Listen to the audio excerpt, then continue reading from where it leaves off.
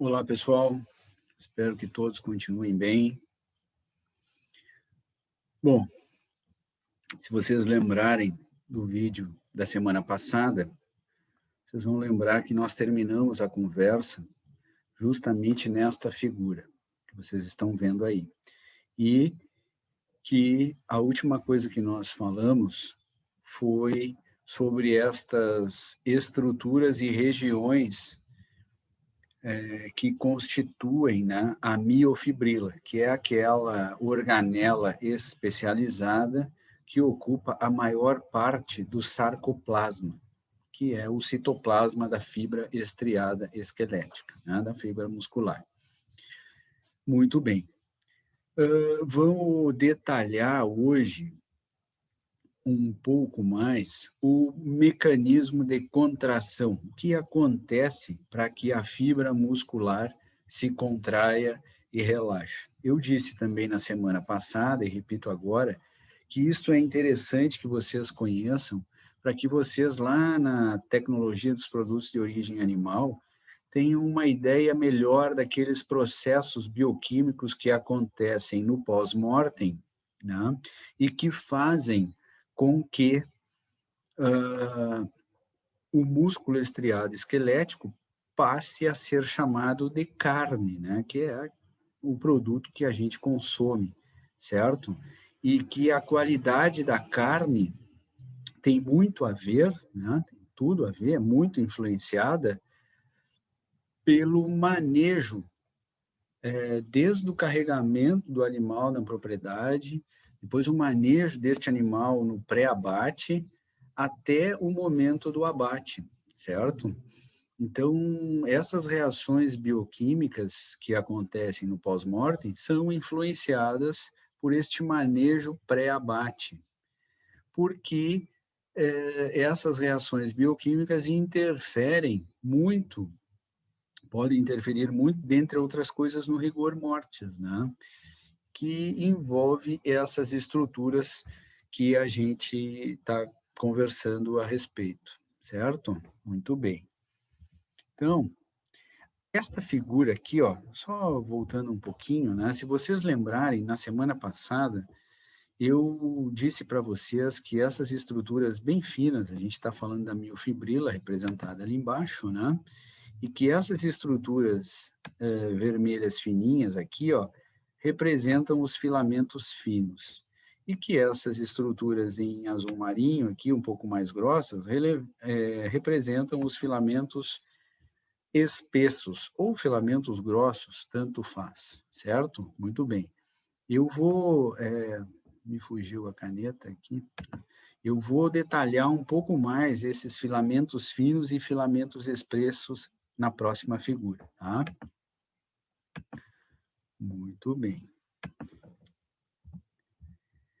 Aqui, ó, nesta figura, de novo, vocês estão vendo a representação, né? Deixa eu colocar mais para cima aqui. Vocês estão vendo a representação, então, de uma porção com filamentos finos, de uma porção só com filamentos espessos e de regiões aqui onde os filamentos finos e filamentos espessos se sobrepõem, tá bem? Bom, se nós observarmos esta região onde só existem filamentos espessos, ele deu um zoom, e o que vocês estão vendo aqui, ó, são dois filamentos espessos ou filamentos grossos representados aqui. E esses filamentos espessos, ou filamentos grossos, como ele chamou, são constituídos por moléculas de miosina. Miosina é uma proteína, tá? É uma das proteínas contráteis da miofibrila. E esta miosina tem este formato que vocês estão vendo aqui, ó, e ela parece um taco de golfe, né? Certo? Em que vocês têm a cauda da miosina, depois vocês têm aqui a cabeça da miosina, e esta região de dobra da miosina aqui, ó, é uma região que ela se movimenta, Por isso é chamada de região de dobra. Ela faz este movimento aqui, ó. A região de dobra faz este movimento, certo? Então, se vocês imaginarem que a cabeça da miosina seria a ponta dos meus dedos e a região de dobra é esta parte da minha mão aqui, ó, a região de dobra faz este movimento, certo? Então, a cabeça da miosina ela se movimenta graças à movimentação da região de dobra, certo? Então, vocês vão ouvir falar lá na frente no curso sobre as moléculas de miosina. Miosina é uma proteína. E esta proteína, essas moléculas desta proteína, ou seja, da miosina, constituem os filamentos espessos ou filamentos grossos, tá? Então, repetindo, os filamentos grossos ou espessos são constituídos por miosina, que é uma proteína contrátil da miofibrila. Agora, se vocês observarem à direita aqui, os filamentos finos, né? Vocês vão ver que os filamentos finos, eles são constituídos por estas bolinhas vermelhas que ele representou aqui, tá? Então, cada bolinha vermelha dessas que vocês estão vendo aí é uma actina. Então, os filamentos, actina também é uma proteína, certo? É uma proteína contrátil. Então, a miofibrila, ela tem duas proteínas contráteis. As miosinas e as actinas. Então, miosina é uma proteína contrátil e actina é também um outro tipo de proteína contrátil. Tá? E os filamentos finos são constituídos por moléculas de actina. Então, uma molécula de actina ligada à outra vai formar um filamento fino, certo? E uma miosina ligada à outra vai formar um filamento espesso. Então, actina e miosina são duas proteínas contráteis que constituem miofibrila. Muito bem. Além da actina e miosina, que são as proteínas contráteis da miofibrila, a figura da direita aqui mostra outras duas proteínas que também fazem parte da miofibrila. Uma delas é a tropomiosina. A tropomiosina é essa estrutura azul que vocês estão vendo aqui, ó, tá? E que está, de certa forma, em espiral, né? Enrolada nas moléculas de actina, certo? Então, essa estrutura azul aí, ó, que vocês estão vendo, são a proteína tropomiosina. As tropomiosinas são proteínas que também fazem parte da miofibrila. E vocês têm uma outra proteína demonstrada aqui, que se chama de troponina. A troponina é essa estrutura. Puxa, a troponina. Minha caneta aqui sumiu agora. Deu aqui. A troponina é esta estrutura amarela que vocês estão vendo aqui, ó. Aqui tem uma troponina, ali tem outra troponina, aqui outra troponina, ou seja, a troponina ela é um composto constituído por 3 proteínas, mas que a gente chama de troponina, certo? Esta troponina ela está intimamente relacionada com a tropomiosina, certo? Então, tropomiosina e troponina também são proteínas que constituem a miofibrila, estão presentes na miofibrila. E troponina e tropomiosina são as proteínas regulatórias da miosina, da miofibrila, certo? Miosina e actina são as proteínas contráteis da miofibrila. Tropomiosina e troponina são as proteínas regulatórias da miofibrila, certo? Mais adiante, vocês vão entender qual é o papel da tropomiosina e qual é o papel da troponina no mecanismo de contração da fibra estriada esquelética, certo?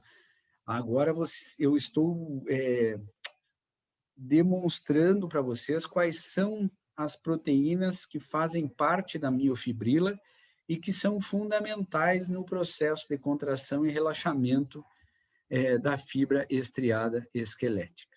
Tá? Deixa eu apagar aqui. Muito bem, vamos adiante.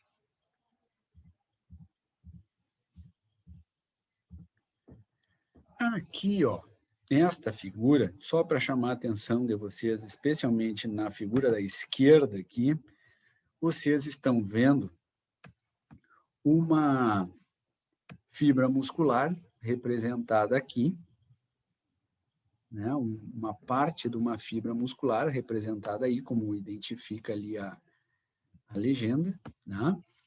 Esta fibra muscular aí no seu interior está o sarcoplasma, ou seja, o citoplasma, e a maior parte do sarcoplasma é preenchida por miofibrila. Além de muita miofibrila, no sarcoplasma tem também muita mitocôndria, tem também muito grânulo de glicogênio, né, que é aquela forma que o animal armazena glicose, na forma de glicogênio. E tem também todas as demais organelas que existem em todas as células.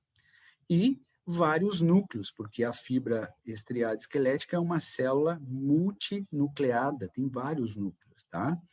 Mas o que eu quero chamar a atenção de vocês é que além desta fibra muscular, está representado aqui, ó, o neurônio motor somático, né? O terminal axônico do neurônio motor somático, ou seja, aquele neurônio motor que traz estímulos lá do sistema nervoso central e que vai liberar o neurotransmissor, que é a acetilcolina, aqui, ó, na sinapse neuromuscular, ou seja, na sinapse do neurônio, né, com a fibra estriada esquelética, tá? Certo? Então, aqui está a sinapse neuromuscular, neurônio motor somático mais fibra estriada esquelética. Só para que vocês refresquem a memória em relação a isso. Muito bem.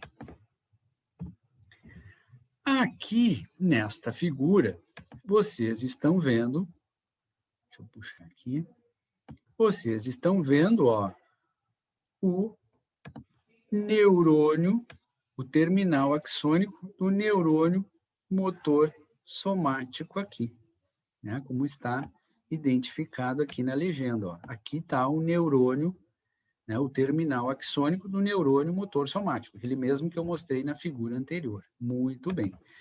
Esses quadradinhos vermelhos aqui, ó, são o neurotransmissor que o neurônio motor somático libera, ou seja, a acetilcolina. Vocês já conhecem, já falamos sobre isso, tá? Então, aparece a acetilcolina aí, que são esses quadradinhos vermelhos. A acetilcolina é liberada nesse espaço que existe entre o neurônio motor somático e a fibra estriada esquelética, né? Que é a fenda sináptica. Então, aqui está mostrando para vocês, onde eu coloquei a flecha, ó, a fenda sináptica e a acetilcolina sendo liberada na fenda sináptica. Tá? Muito bem. Vocês estão vendo aqui, tá? Eu vou passar uma linha aqui, ó. Acima desta linha, que ele chamou de figura A, vocês estão vendo a representação de uma fibra estriada esquelética relaxada. E aqui abaixo da linha, que ele chamou de figura B, vocês estão vendo a mesma fibra estriada esquelética agora contraindo. Tá? Então, acima mostra a fibra relaxada e abaixo da linha verde, a fibra contraindo. Muito bem. Então, vamos entender, a partir desta figura, como é que se dá o processo de contração da fibra estriada esquelética, ou seja, do músculo estriado esquelético. Todo esse processo começa no momento em que o neurônio motor somático libera acetilcolina na fenda sináptica. Esse é o primeiro evento. O segundo evento é a acetilcolina, esse neurotransmissor, se ligando aos seus receptores, tá, na fibra estriada esquelética. É o evento número 2. A partir do momento que a acetilcolina se liga aos seus receptores, que estão presentes no sarcolema, ou seja, na membrana da fibra estriada esquelética, se abrem canais para sódio, certo? E há uma entrada de sódio no interior da fibra estriada esquelética. Vocês estão vendo o sódio representado. Há, então, uma entrada de sódio. Esse é o terceiro evento, a entrada de sódio. Em outras palavras, entra sódio, entra carga positiva. Ou seja, está entrando carga positiva, a fibra está despolarizando, ela está sofrendo uma despolarização a partir do momento em que o sódio começa a entrar. Muito bem. Qual é a função do sódio que está entrando? A função do sódio, eu vou fazer um parêntese aqui, tá? E depois eu continuo falando disso na figura de baixo. Eu vou fazer esse parêntese para chamar a atenção de vocês de algo que a figura está mostrando para vocês aqui. Muito bem. Se a gente olhar aqui embaixo, ó, aqui está representando a miofibrila, né? Vocês estão vendo ali os filamentos finos, os filamentos espessos, né? Representados aqui, vocês estão vendo a tropomiosina e também a troponina. Muito bem. Vocês estão vendo aqui, por exemplo, ó, que a tropomiosina ela está entre o filamento fino e o filamento espesso. Aqui vocês conseguem ver a mesma coisa. Há um espaço ali, ó, entre a cabeça da miosina e o filamento fino, né? E as actinas. E aquele espacinho ali está ocupado pela tropomiosina. Aqui vocês veem a mesma coisa. E aqui vocês veem a mesma coisa, certo? Aquele pequeno espaço entre a tropomiosina, entre a actina e a miosina, que está ocupado pela tropomiosina. Ou seja, neste momento, nesta situação, a fibra está relaxada, o músculo está relaxado, tá? Fecho o parênteses e volto para a sequência de eventos. O terceiro evento, então, é a entrada de sódio, ou seja, a despolarização da fibra estriada esquelética. Qual é a função deste sódio? Por que ocorre essa despolarização da fibra estriada esquelética? Pelo seguinte, vocês estão vendo aqui, ó, o retículo sarcoplasmático. E eu mostrei para vocês na aula passada que o retículo sarcoplasmático ele envolve a miofibrila. E ele é um enorme reservatório de cálcio. Ele é uma sacola cheia de cálcio. Tá? E é o que vocês estão vendo aqui, ó, essas bolinhas verdes, está representando o cálcio armazenado no retículo sarcoplasmático. Muito bem. O que acontece, então, no momento em que o sódio entra na célula? Aí a gente passa para a figura de baixo. O que acontece no momento em que o sódio entra para a célula é justamente a saída de cálcio do retículo sarcoplasmático. Esse é o quarto evento, né? Ele chamou de 4 ali, eu estou também numerando. Então, a abertura de canais para cálcio no retículo sarcoplasmático e a saída do cálcio do retículo sarcoplasmático é o quarto evento nesse processo de contração da fibra estriada esquelética. E para onde vai esse cálcio que está saindo? Vocês podem ver, a legenda está esclarecendo para vocês. Ó. O cálcio que sai do retículo sarcoplasmático vai se ligar nas troponinas. O destino do cálcio é se ligar nas troponinas. As troponinas, que são aquelas proteínas, né, elas têm um sítio de ligação para o cálcio, ou seja, o cálcio vai se ligar na troponina, como vocês estão vendo aqui, e eu estou indicando com as flechas que estou fazendo aqui. Então, na medida em que o cálcio se liga na troponina, e esse seria o quinto evento, né? O cálcio se ligar na troponina, acontece o deslocamento da tropomiosina. Vou repetir, o cálcio se liga na troponina e desloca a tropomiosina, ou seja, empurra a tropomiosina para o lado.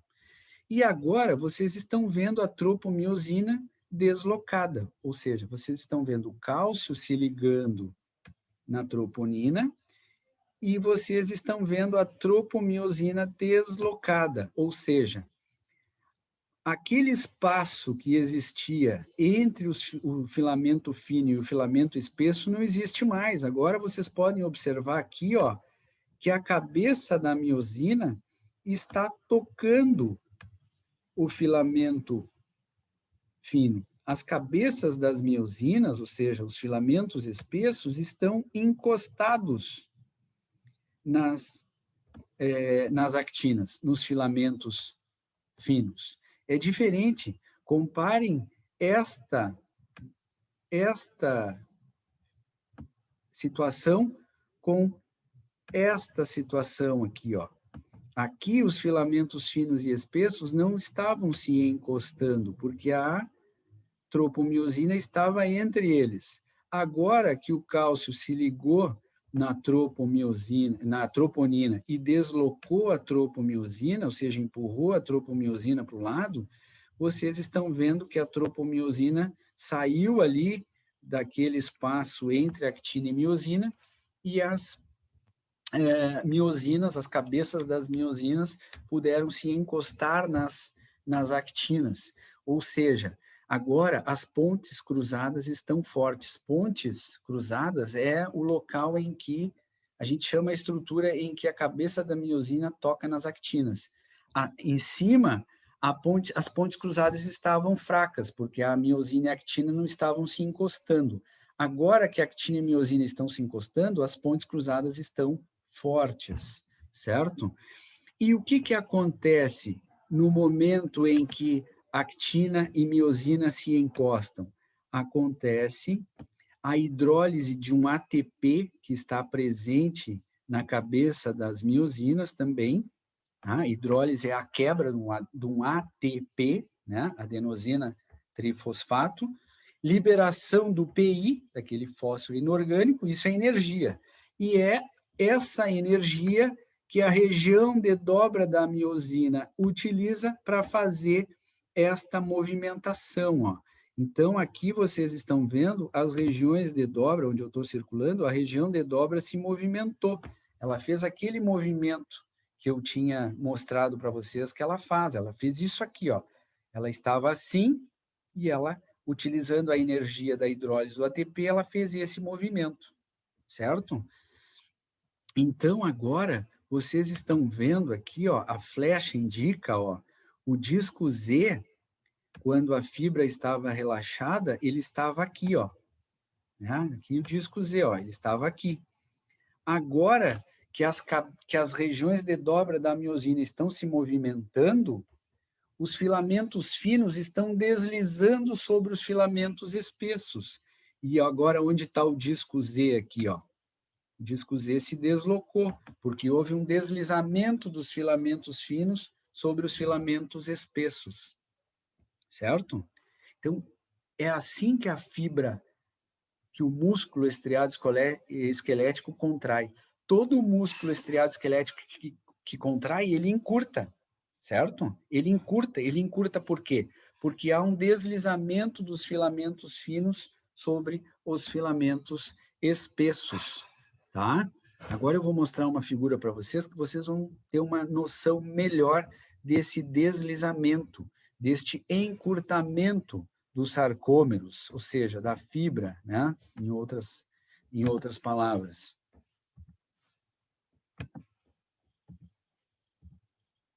Aqui, ó, essa figura está mostrando para vocês, em cima, na parte de cima, aqui, ó, o músculo relaxado.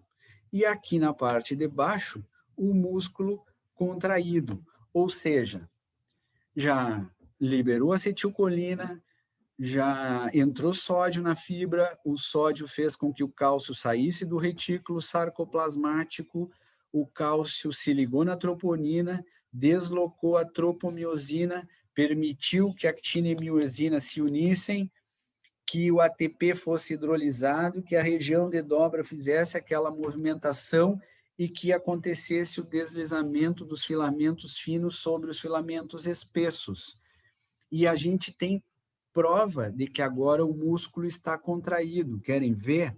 Olha, vejam bem, um disco Z aqui e outro disco Z aqui. O que é disco Z? Eu falei na semana passada. Agora, olhem embaixo, o músculo contraído. O disco Z aqui e o disco Z aqui, ó. Ou seja, o sarcômero encurtou. O que é o sarcômero? É o espaço entre dois discos Z, né? Vocês estão vendo. Embaixo, o sarcômero é menor, ele está mais curto do que lá em cima. Por quê? Porque houve um deslizamento dos filamentos finos sobre os filamentos espessos. Querem ver outra prova de que isso aconteceu? Olha só a zona H aqui, ó. Zona H é aquela região onde só tem filamento espesso. A zona H aqui em cima é bem maior do que a zona H que vocês observam aqui embaixo, ó. Tá vendo aqui? A zona H é bem pequenininha. Por quê? Porque os filamentos finos deslizaram sobre os filamentos espessos. É isso que vocês estão vendo. Certo, pessoal? Então, foi necessário que eles dessem nome a essas estruturas que formam a miofibrila, foi necessário que eles dessem nome a essas regiões da miofibrila para que eles pudessem explicar, né, essa teoria de que a fibra estriada esquelética contrai graças ao deslizamento dos filamentos finos sobre os filamentos espessos. Isso explica o porquê que o músculo estriado esquelético, quando ele contrai, ele encurta. Certo? Muito bem. Então, este é o mecanismo de contração da fibra estriada esquelética. A partir do momento que cessa a liberação de acetilcolina, todo esse mecanismo é revertido. E aí, novamente, os sarcômeros que estavam curtos ficam mais longos. Tá? Muito bem, estamos nos aproximando do final aqui, dos 30 minutos. Eu espero que vocês tenham ficado com uma ideia desse mecanismo de contração. Deem mais uma lida, uma estudada, e vocês talvez entendam melhor. Né? E espero que vocês lembrem desta nossa conversa quando vocês estiverem com o professor Elson lá na tecnologia dos produtos de origem animal. Quando ele falar lá do músculo se transformando em carne, eu espero que vocês lembrem que durante a pandemia o professor Marlon falou isso em fisiologia num vídeo que ele mandou para vocês já em meados de dezembro e etc. e tal. Tá bom? Muito bem. Por falar em meados de dezembro, eu quero dizer duas coisas para vocês agora, tá? Para a gente finalizar. A primeira, este será o último vídeo de 2020, tá? Porque o recesso de final de ano, conforme o calendário da UFSM, começa no dia 21 de dezembro e vai até o dia 1º de janeiro, tá? Então, este é o último vídeo de 2020, a gente retoma as nossas aulas naquela primeira semana de janeiro lá, né? Na primeira quarta-feira de janeiro, que eu não me lembro que dia exatamente é, se é 4, se é 5 de janeiro, eu vou mandar vídeos de novo para vocês e a gente retoma as nossas atividades, normalmente, certo? A segunda coisa que eu quero falar para vocês é desejar para vocês um excelente Natal, um excelente final de ano, um 2021 com muita saúde, com muita paz, com muita fé de que tudo vai passar e que vai melhorar, certo? Para vocês, para todos os familiares de vocês, para todos os amigos de vocês, eu desejo isso, tá? Nesse final de ano, início do próximo ano, que a gente possa refletir sobre tudo que passou, que a gente possa tirar lições que virem aprendizado, né? Que a gente se aproxime cada vez mais dos nossos familiares, porque família é a melhor coisa que existe, é a coisa mais importante que existe, que a gente se ligue, né, com Deus, independentemente da religião, todas são boas e todas nos dão essa possibilidade da gente se religar com Deus, né, que a gente tenha fé, porque é fundamental isso, né? A gente buscar essa energia para que a gente possa passar por esses momentos delicados que a gente está enfrentando, né? E ter fé de que tudo passa e que tudo vai melhorar. Tá certo, pessoal? Então, um grande abraço para todo mundo. Fiquem com Deus e, se Deus quiser, nos encontramos na primeira semana de janeiro, certo? Tchau, tchau.